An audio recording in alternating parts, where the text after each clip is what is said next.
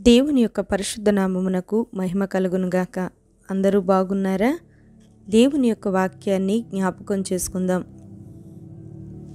ప్రకటన గ్రంథము 3వ అధ్యాయము 7వ వచనం నుంచి కొన్ని మాటలను మనం చదువుకుందాం. ఫిలదెల్ఫియాలో ఉన్న సంఘపు దూతకు ఇలాగు రాయము: దావీదు తాళపు చెవి కలిగి ఎవడునూ వేయలేకుండా తీయువాడును ఎవడునూ తీయలేకుండా వేయువాడునైనా సత్యస్వరూపియగు పరిశుద్ధుడు చెప్పు సంగతులేవనగా, నీ క్రియలను నేనెరుగుదును. నీకున్న శక్తి కొంచెమయుండినను నీవు నా వాక్యమును గైకొని నా నామము ఎరుగననలేదు.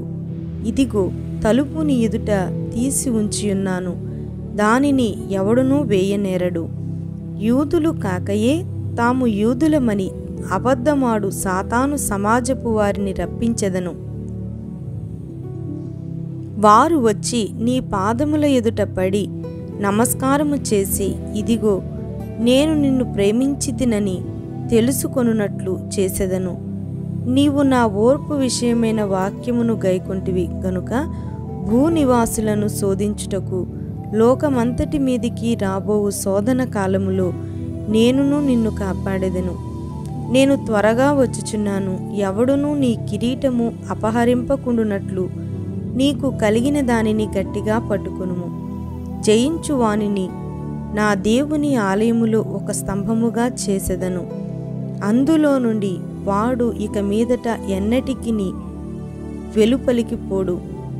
మరియు నా దేవుని పేరును పరలోకములో నా దేవుని యొద్ద నుండి దిగివచ్చుచున్న నూతనమైన యెరూషలేమును, నా దేవుని పట్టణపు పేరును, నా క్రొత్త పేరును వాని మీద రాసెదను. సంఘములతో ఆత్మ చెప్పుచున్న మాట చెవిగలవాడు వినుగాక. దేవుడు ఈ యొక్క మాటల ద్వారా మనతో మాట్లాడునుగాక. గొప్ప దేవుడు, సర్వశక్తి సంపన్నుడు, మనలందరినీ కూడా ప్రేమిస్తున్నటువంటి వాడు.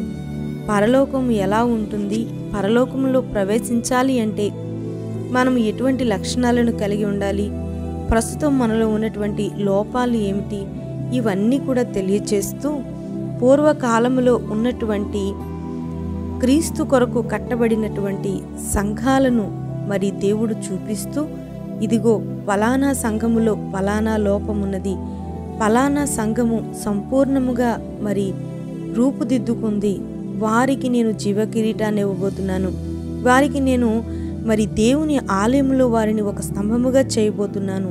ఇలాంటి విషయాలన్నీ కూడా దేవుడు తెలియచేస్తూ ప్రస్తుత కాలంలో ఉన్నటువంటి మనతో ప్రభు మాట్లాడుతూ ఉన్నాడు. అనేక సంఘాల కొరకు ప్రభు మాట్లాడుతూ కొన్ని సంఘాలలో ఉన్నటువంటి లోపాలను మరి చెప్పాడు.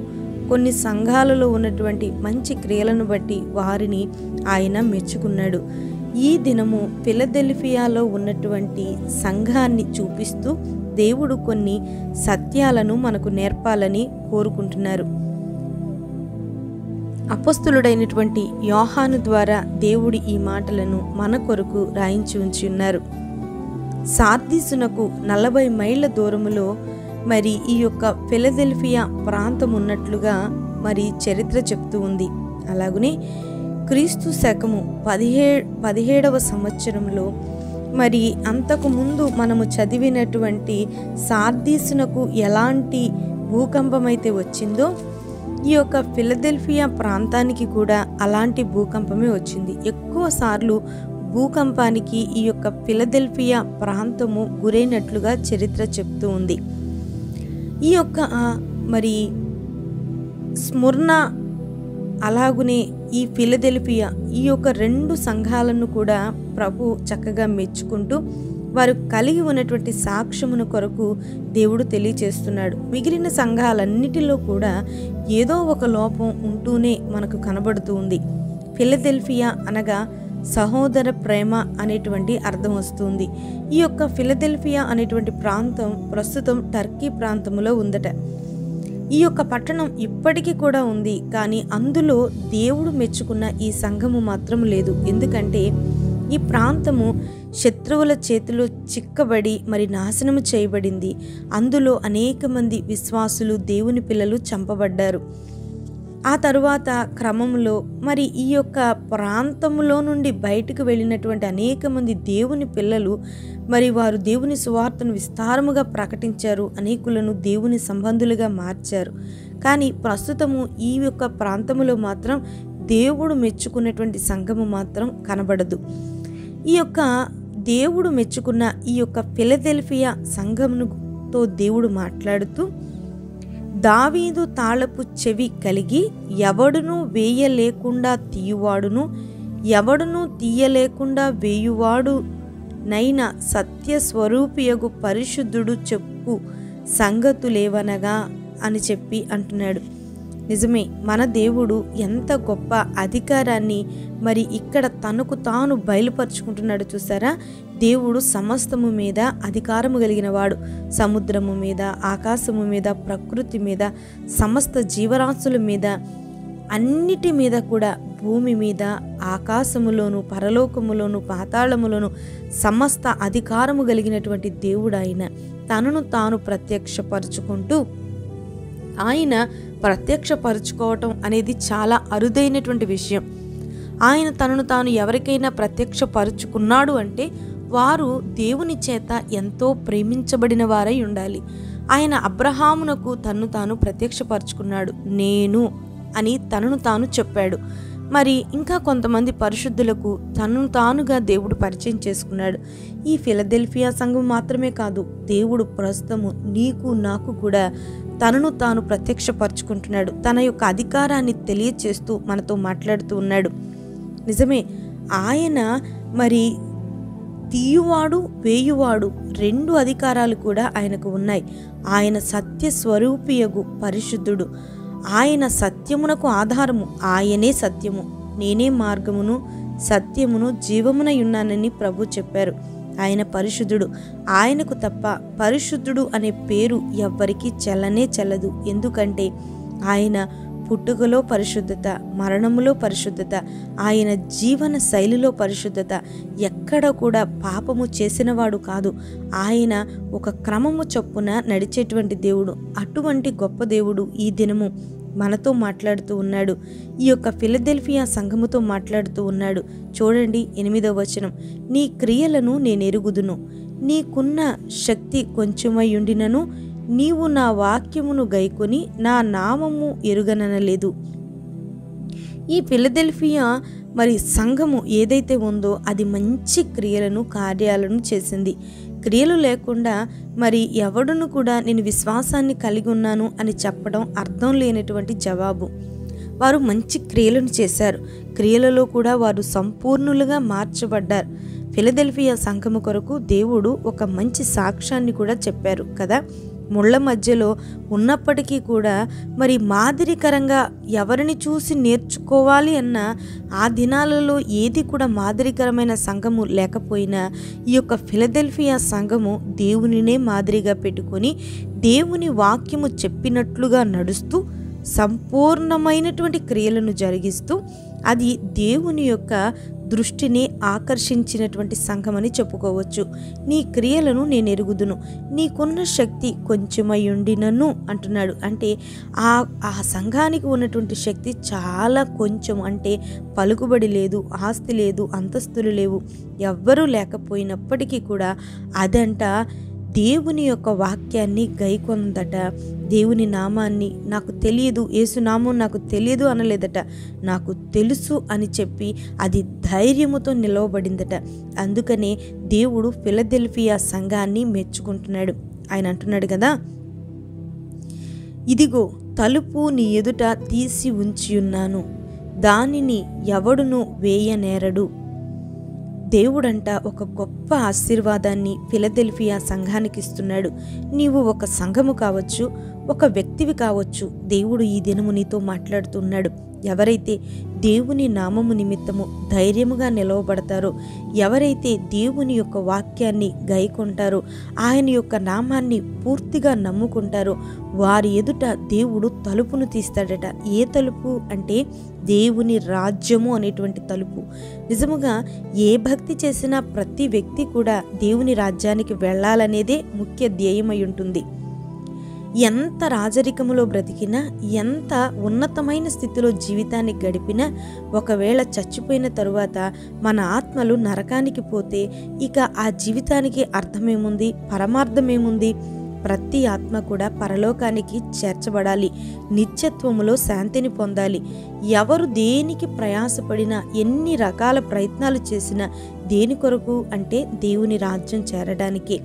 దేవుడు అంటున్నాడు, నీవు నా వాక్యాన్ని గనుక గైకొన్నట్లయితే, నీ క్రియలు నా ఎదుట సంపూర్ణమైనవైనట్లయితే, ఇదిగో దేవుని రాజ్యము అనేటువంటి తలుపును నీ కొరకు నేను తెరిచి ఉంచుతాను, తెరుస్తాను అని చెప్పి దేవుడు మాట్లాడుతున్నాడు. ఈ యొక్క ఫిలదెల్ఫియా సంఘము దేవుని ఎదుట సంపూర్ణమైనటువంటి క్రియలను చేసింది, దేవుని యొక్క వాక్యానుసారముగా నడిచింది, దేవుని యొక్క వాక్యాన్ని నమ్మింది. అందుకనే దేవుడు దానికి ఒక మంచి ఆశీర్వాదాన్ని ఇచ్చాడు. దేవుని రాజ్యము అనేటువంటి తలుపును ప్రభువే తెరిచాడట. దానిని ఎవడునూ వేయనేరడు అని చెప్తూ, యూదులు కాకయే తాము యూదులమని అబద్ధమాడు సాతాను సమాజపు వారిని రప్పించెదను. వారు వచ్చి నీ పాదముల ఎదుట పడి నమస్కారము చేసి, ఇదిగో నేను నిన్ను ప్రేమించితినని తెలుసుకున్నట్లు చేసేదను. ఇక్కడ యూదులు కానివారు అని రాయబడింది. అంటే మొత్తానికి వారైతే యూదులే, కానీ యూదులు కాకుండా వాళ్ళు ఎలా అయ్యారు అంటే, వారు దేవుని యొక్క ధర్మశాస్త్రాన్ని విసర్జించిన వారు. దేవుని ధర్మశాస్త్రాన్ని నిత్యము ధ్యానించేవారే యూదులు వారు ప్రతి దినము కూడా ధర్మశాస్త్రాన్ని గైకొనేవారు, దాన్ని స్వీకరించేవారు, దాన్ని చదివేవారు. కానీ అందులో కొందరట నామకార్థమైన స్థితిలో ఉన్నటువంటి వారు ధర్మశాస్త్రాన్ని పూర్తిగా వారు విసర్జించారట. కాబట్టి వారు సాతాను సమాజపు వారిలోనికి చేర్చబడ్డారు. అటువంటి వారిని అంట దేవుడు అంటున్నాడు, నీ పాదాల దగ్గరకు నేను తీసుకొని వస్తాను. వాస్తవానికి వారు ఇశ్రాయేలులే కావచ్చు, కానీ ఈ యొక్క ఫిలదెల్ఫియా సంఘము దేవుని గైకొన్నట్లుగా వారు మరి దేవుని గైకొనలేకపోయారు గనక ఈ యొక్క ఫిలదెల్ఫియా సంఘము ముందు వారు తేలిపోయారు. అందుకనే దేవుడు అంటున్నాడు, వారిని నీ యొద్దకు నేను తీసుకొని వస్తాను, నీ పాదాల యొద్ద వారిని పడవేస్తాను. ఎవరైతే ఆధ్యాత్మికంగా ఉన్నత స్థాయిలో ఉంటారో దేవుడు అంటున్నాడు, సాతాను సమాజపు వారు ఎవరైతే ఉన్నారో వారందరినీ కూడా నీ పాదాల దగ్గరకు నేను తీసుకొని వస్తాను. 10వ వచనాన్ని చూసినట్లయితే, నీవు నా ఓర్పు విషయమైన వాక్యమును గైకొంటివి గనుక భూనివాసులను శోధించుటకు లోకమంతటి మీదికి రాబోవు శోధన కాలములో నేను నిన్ను కాపాడేదను. దేవుడు అంటున్నాడు, నువ్వు ఎంతో ఓర్పును కలిగి వాక్యాన్ని గైకొన్నావు గనుక లోకమంతటి మీదకి ఒక శోధన కాలము రాబోతుంది. అప్పుడు నేను నిన్ను కాపాడతాను. ఈ యొక్క లోకంలోనికి గొప్ప శోధన రాబోతుంది, శ్రమకాలము రాబోతుంది. ప్రతి మనుష్యుడు కూడా మరి శోధింపబడేటువంటి దినాలు రాబోతున్నాయి. లోకము శ్రమల పాలు కాబోతుంది. ఆ శ్రమ కాలములోనంట ఎవరైతే దేవునిని అంగీకరించి వాక్యాన్ని గైకొంటారో, మంచి క్రియలను చేస్తారో, మరి నిన్నటి కాల సమయంలో మనం జ్ఞాపకం చేసుకున్నాం, యేసును మరి సొంత రక్షకునిగా అంగీకరించి బాప్తిస్మము పొంది మారు మనసును పొంది ఒక సంఘానికి కట్టుబడి దేవుని వాక్యానుసారముగా జీవిస్తున్నటువంటి ప్రజలు, సంఘము ఏదైతే ఉందో ఆ యొక్క సంఘము, ఆ యొక్క వ్యక్తి అంట ఈ యొక్క లోకము మీదకి వచ్చేటువంటి మహాశ్రమలకు ముందే అతడు ఎత్తబడతాడట. దేవుడు అంటున్నాడు, ఆ శ్రమలను నీవు చూడవు, నేను నిన్ను కాపాడతాను, నేను త్వరగా వచ్చుచున్నాను, ఎవడునూ నీ కిరీటము అపహరింపకుండునట్లు నీకు కలిగిన దానిని గట్టిగా పట్టుకొనుము అంటున్నాడు. సహోదరులారా, యేసయ్య మరలా చెప్తున్నాడు. ఏంటో తెలుసా? నేను త్వరగా వచ్చుచున్నాను అంటున్నాడు. చాలామంది అంటున్నారు, యేసు వస్తానని చెప్పి కొన్ని వందల సంవత్సరాలు అయిపోయింది, ఇంతవరకు రాలేదని హేళన చేస్తూ ఉన్నారు. ఆయన కరుణామయుడు, ప్రతి వ్యక్తిని కూడా రక్షించాలి. లోకము మరి పరిపూర్ణతలోనికి, సంఘము పరిపూర్ణతలోనికి నడిపించబడాలి. లోకములో ఉన్న అనేకులు రక్షించబడాలనేది దేవుని యొక్క చిత్తము. దేవునికంటూ ఒక క్రమం ఉంది, ఆయనకంటూ ఒక సమయం ఉంది. అప్పటి వరకు సంఘము నిరీక్షణతో ఎదురు చూడాలి, ఆయన యొక్క మాటను నమ్మాలి. అంతేకాని ఆయన రాకడ ఆలస్యమవుతుంది కదా అని చెప్పి మన ఇష్టానుసారముగా మనము బ్రతికితే ఏమో ఏ రాత్రో, ఏ పగలో, ఏ గడియో, ఏ జామో దేవుడు వచ్చేది ఎవరికీ తెలియదు. ఆ సమయంలో మనము విడిచిపెట్టబడితే మహాశ్రమలకు మనము గురవుతాము. ఏ శ్రమను కూడా మనము అనుభవించకుండానే దేవుని యొక్క రాకడలో ఎత్తబడే గుంపులో మనమందరము ఉండాలి అనేది దేవుని యొక్క చిత్తము. ఆయన రాకడ ఎంతో సమీపముగా ఉంది. ఇదిగో మొదటి తెస్సలోనికలకు రాసినటువంటి పత్రిక 4వ అధ్యాయము 13వ వచనం నుంచి కొన్ని మాటలను చదువుతున్నాను. సహోదరులారా, నిరీక్షణ లేని ఇతరుల వలె మీరు దుఃఖపడకుండా నిమిత్తము నిద్రించుచున్న వారిని గూర్చి మీకు తెలియకుండుట మాకిష్టము లేదు.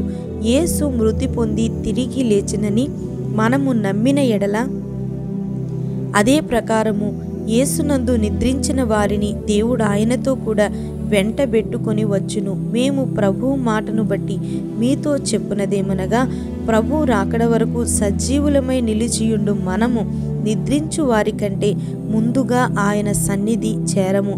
ఆర్భాటముతోనూ ప్రధాన దూత శబ్దముతోనూ దేవుని బూరతోనూ పరలోకము నుండి ప్రభు దిగివచ్చును. క్రీస్తునందుండి మృతులైన వారు మొదట లేతురు. ఆ మీదట సజీవులమై నిలిచియుండు మనము వారితో కూడా ఏకముగా ప్రభువును ఎదుర్కొనుటకు ఆకాశ మండలమునకు మేఘముల మీద కొనిపోబడుదుము. కాగా మనము సదాకాలము ప్రభువుతో కూడా ఉందుము. కాబట్టి మీరు ఈ మాటల చేత ఒకరినొకడు ఆదరించుకొనుడి. అలాగునే తీతు పత్రిక 2వ అధ్యాయము 13వ వచనాన్ని కూడా చదువుకుందాం. అనగా మహాదేవుడును మన రక్షకుడునైన యేసుక్రీస్తు మహిమ యొక్క ప్రత్యక్షత కొరకు ఎదురుచూచుచు ఈ లోకములో స్వస్థ బుద్ధితోనూ నీతితోనూ భక్తితోనూ బ్రతుకుచుండవలెనని మనకు బోధించుచున్నది.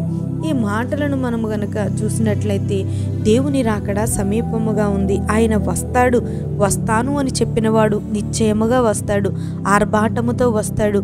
గొప్ప మరి ఆనందముతో, సంతోషముతో మరి ఆయనను అంగీకరించినటువంటి మృతులు, ముందుగా చనిపోయిన వారు మరి లేపబడతారు. ఆ తరువాత దేవుని చిత్తమైతే సజీవులమై మనము ఉంటే మనము కూడా ఎత్తబడతాము అని దేవుని యొక్క వాక్యము సెలవిస్తూ ఉంది. నా సహోదరులారా, దేవుని యొక్క రాకడను ఎప్పుడు కూడా మనము అనుమానముతో చూడకూడదు.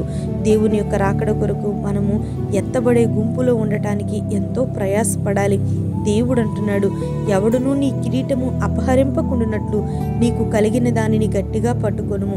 నీవు ఏ క్రియలనైతే చేస్తూ ఉన్నావో, ఏ భక్తినైతే చేస్తున్నావో, ఎందుకొరకైతే చేస్తున్నావో అది నీవు గట్టిగా పట్టుకోవాలి. ఎప్పుడు కూడా నిర్లక్ష్యంగా మాత్రం భక్తి జీవితంలో ఉండకూడదు. జయించువానిని నా దేవుని ఆలయములో ఒక స్తంభముగా చేసేదను. అందులో నుండి వాడు ఇక మీదట ఎన్నటికి వెలుపలికి రాడు. అంటే దేవుని యొక్క రాజ్యములో జయించిన వారికి స్థానం ఉంది. అన్నిటినీ జయించాలి, లోకాన్ని జయించాలి, శరీరాన్ని జయించాలి.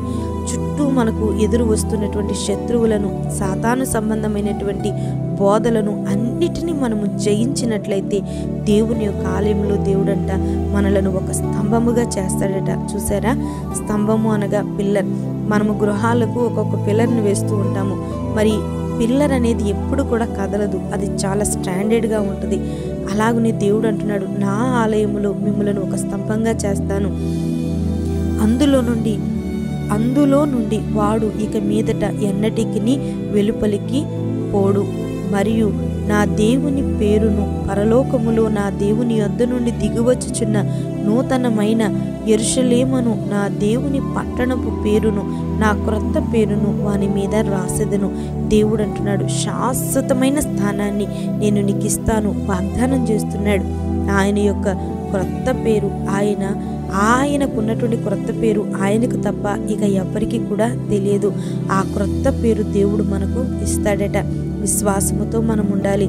సంఘములతో ఆత్మ చెప్పుచున్న మాట చెవిగలవాడు వినుగాక. చెవి లేనివాడు అంటే ఆత్మ సంబంధమైన మాటలను వినలేనటువంటి వాడు చెవి లేనివాడే. చెవి కలిగినటువంటి ఆత్మ సంబంధులుగా మనం ఉండాలి. ఆత్మ చెప్పుచున్నటువంటి మాటలను మనము వినాలి.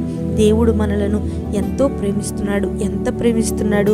ఆయన యొక్క ప్రేమను మనము కొలవగలమా? ఏమాత్రము కూడా కొలవలేము. ఆయన మన పరలోకపు తండ్రి.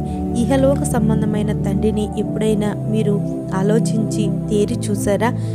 తన యొక్క కడుపును పుట్టినటువంటి బిడ్డల కొరకు ఎన్నో త్యాగాలను చేస్తాడు తండ్రి. అలాగుని వారిని ఉన్నతమైన స్థితిలో ఉంచటానికి మరి కష్టపడతాడు, ప్రయాసపడతాడు. తన కష్టార్జితాన్ని మరి అతని చేతిలో ఉన్నటువంటి ధనాన్ని పక్కింటి వారికి కొంచెమైనా ఇవ్వటానికి ఇష్టపడతాడా? ఇష్టపడడు. కనీసము ఒక 1000 రూపాయలు కూడా పక్కింటి వారికి ఇవ్వటానికి తండ్రి ఇష్టపడడు. కానీ తన కొడుకు మరి ఖర్చుదారైనప్పటికీ కూడా, మరి తనను కొట్టేవాడైనప్పటికీ కూడా, తండ్రిని ఇష్టం వచ్చినట్లు మాట్లాడేవాడైనప్పటికీ కూడా, ఆఖరికి విడిచిపెట్టి వెళ్ళిపోయేవాడైనప్పటికీ కూడా, అతడు మరి ఆ తండ్రికి ప్రియమైన కుమారుడు గనక చచ్చిపోయే ముందు తండ్రి ఏం చేస్తాడు? తన ఆస్తినంతా కూడా తన యొక్క కుమారుడికే ఇవ్వాలని ప్రయాసపడతాడు. పక్కింటి వారికి 1000 రూపాయలు కూడా ఇవ్వటానికి ఇష్టపడని తండ్రి దుర్మార్గుడైన తన కుమారుడికి ఎందుకు మరి తనకు కలిగి ఉన్నదంతా ఇవ్వాలి అనుకున్నాడు? ఎందుకు ఇవ్వాలి అనుకున్నాడంటే తండ్రి ప్రేమ చాలా గొప్పది. ఈ లోకంలో బిడ్డలు మా నాన్న ఇలా ఇవ్వాలి, అలా ఇవ్వాలి, ఈ సమయానికి ఇవ్వాలి అని అనుకుంటారు. వారు అనుకున్న టైంలో తండ్రి ఇవ్వకపోవచ్చు. కానీ మొత్తానికైతే తండ్రికి కలిగి ఉన్నదంతా కూడా కుమారుడికి ఇవ్వాలనే తండ్రి యొక్క ఆశ. అలాగునే మన పరలోకపు తండ్రి కూడా చాలా మంచివాడు. ఆయన ఉన్నటువంటి పరలోకాన్ని మనకు ఇవ్వాలి అని కోరుకుంటున్నాడు.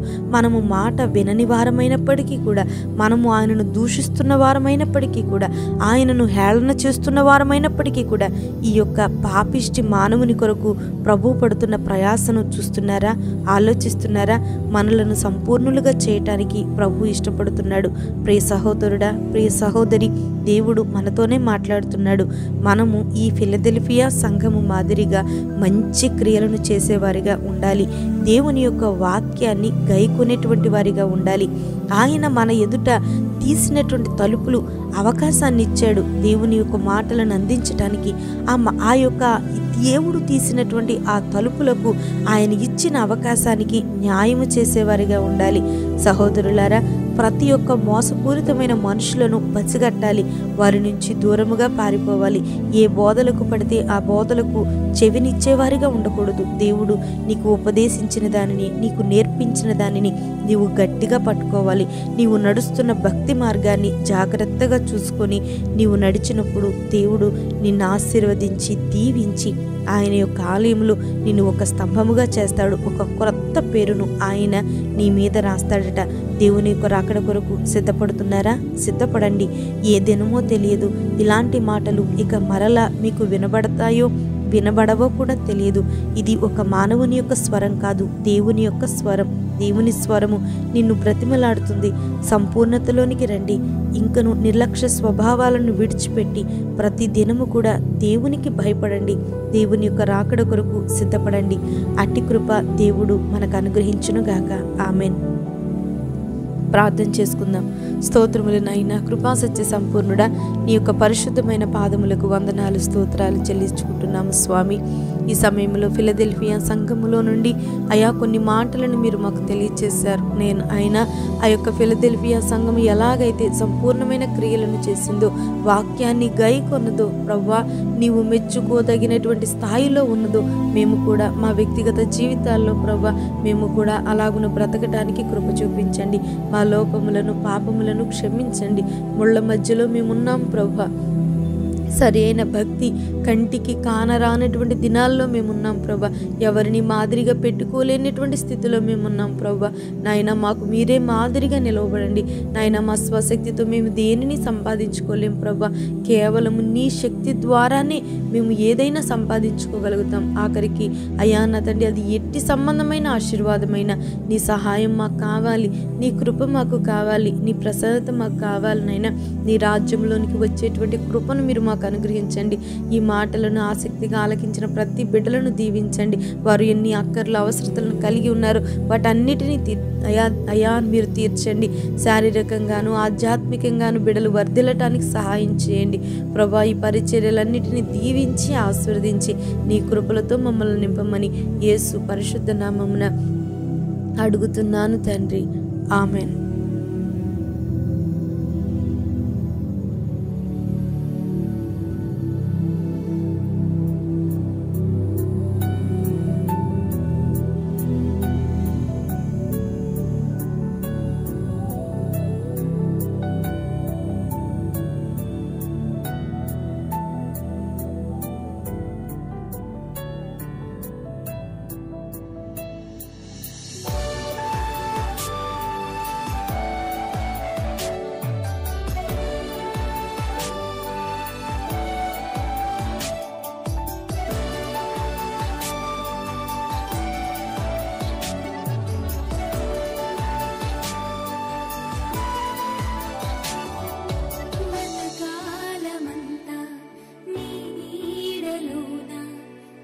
చాలునా